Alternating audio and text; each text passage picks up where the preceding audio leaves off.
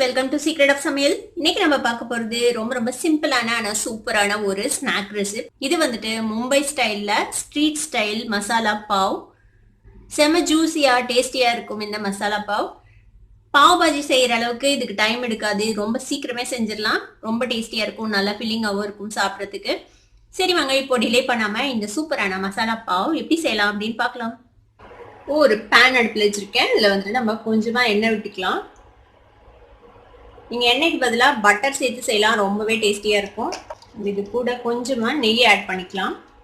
சும்மா ஒரு அரை டீஸ்பூன் அளவுக்கு நெய். இப்போ எண்ணெய் நல்லா சூடாயிடுச்சு. நான் வந்துட்டு ஒரு பெரிய வெங்காயத்தை இந்த மாதிரி ஃபைனாக சாப் பண்ணி வச்சுருக்கேன். இப்போ இந்த வெங்காயத்தை எல்லாம் சேர்த்திடலாம். இது வதக்கி விடுங்க. இது கூட ஒரு டீஸ்பூன் அளவுக்கு இஞ்சி பூண்டு விழுது சேர்த்திக்கலாம். இந்த இஞ்சி பூண்டு விழுதையும் இதோட சேர்த்து வதக்கி விட்டுருங்க.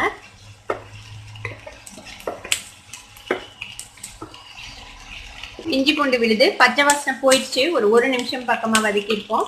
இப்போ நல்லா ஒரு பெரிய தக்காளியை இந்த மாதிரி நறுக்கி வச்சுருக்கேன். இந்த பக்கம் தக்காளி சேர்த்திடலாம். அதில் இதையும் இதோட சேர்த்து வதக்கிடுங்க. இது கூட ஒரு குடமிளகா, அதையும் இந்த மாதிரி சாப் பண்ணி வச்சுருக்கேன். இந்த குடமிளகாவும் இதில் சேர்த்திடலாம்.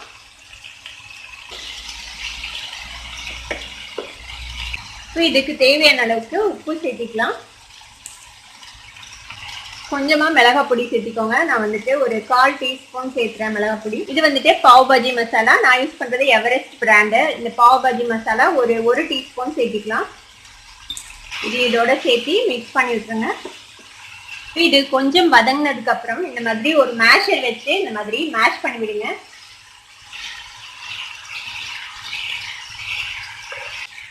இது மாதிரி எப்படி நம்ம பாவ் பாஜி மசாலால மேஷ் பண்ணி விடுவோமோ அந்த மாதிரி இந்த மாதிரி நல்லா மசிச்சு விட்டுருங்க. இது மாதிரி ஒரு மேஷர் இல்லைன்னா நீங்க வந்துட்டு ஒரு மத்து இல்லைன்னா கரண்டி வச்சு அப்படியே இந்த மாதிரி நசுக்கி விட்டு மேஷ் பண்ணிடுங்க. பாருங்க, நல்லா ஒரு மாதிரி மேஷ் ஆகி நல்லா ஈவனா குக் ஆயிடுச்சு எல்லாமே சேர்ந்து. இந்த மாதிரி நல்லா மேஷ் பண்ணி விட்டு இந்த மாதிரி வதக்கி வச்சுக்கோங்க.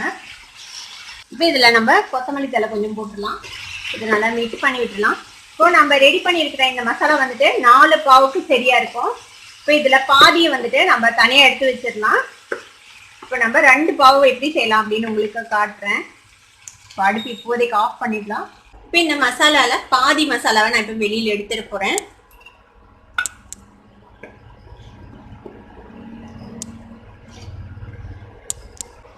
திரும்பவும் அடுப்பு ஆன் பண்ணியாச்சு.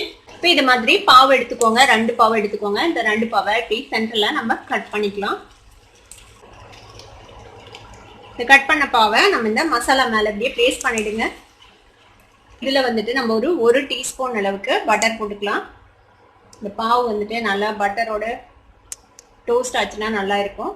அதுக்காக இந்த மாதிரி 4 சைடும் பட்டரை லைட்டா ஸ்ப்ரெட் பண்ணி போட்டுருங்க. மேலேயும் கூட கொஞ்சமா பட்டர் அப்ளை பண்ணிடலாம்.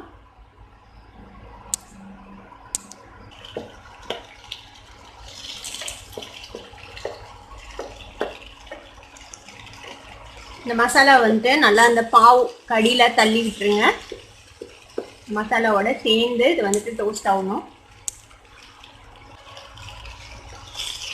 இப்போ நம்ம இதை டர்ன் பண்ணலாம். பாருங்க, அந்த சைடும் லைட்டாக டோஸ்ட் பண்ணிக்கலாம்.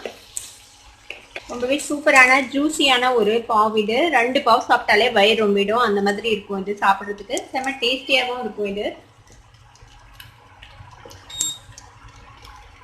உங்களுக்கு பாவ் பாஜி செய்யறதுக்கு டைம் இல்லை அப்படின்னா இந்த மாதிரி ஒரு மசாலா பாவ் செய்யலாம். இந்த மாதிரி க்ளோஸ் பண்ணி நம்மளோட மசாலா பாவ் இப்போ ரெடி ஆயிடுச்சு.